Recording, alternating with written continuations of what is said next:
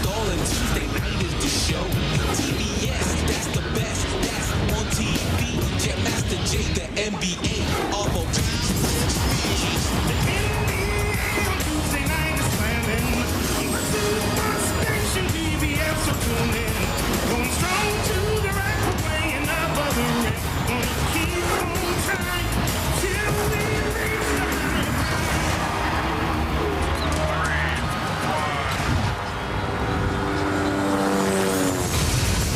The NBA's second season begins with a bang tonight in Los Angeles. Everywhere you look, there are compelling stories for the Washington Wizards and the Lakers.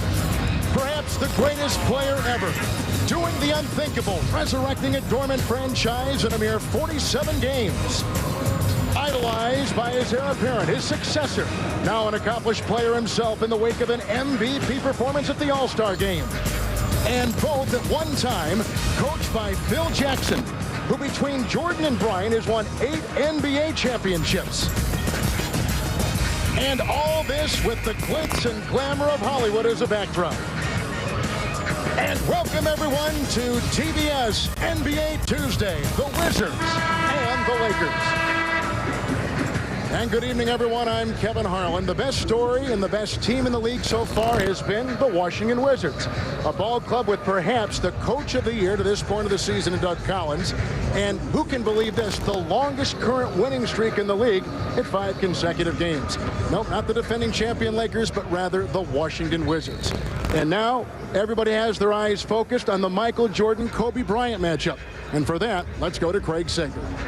Well, this would appear to be the perfect setting for Kobe Bryant. Fresh off the MVP in the All-Star game, going one-on-one against his boyhood idol, Michael Jordan. And on top of that, Shaquille O'Neal is not there to share the spotlight. But that is not the reality. Kobe has been instigated and told by the coaching staff that he should not try to dominate, that the ball needs to go through the post with or without Shaq 45 times a game in the triangle offense. His MVP trophy from the All-Star game is at home. What is in the locker room is the box score from the last game. It shows Kobe 38 points, only 1 assist, and a loss to the Bulls. It may be a one-on-one showdown, but it won't be till late in the game. That's the Lakers half of the equation. Now over to Danny. Well, Craig, there's a whole different approach for Michael Jordan than there is Kobe Bryant. And I talked with him opening night, and I talked with him tonight.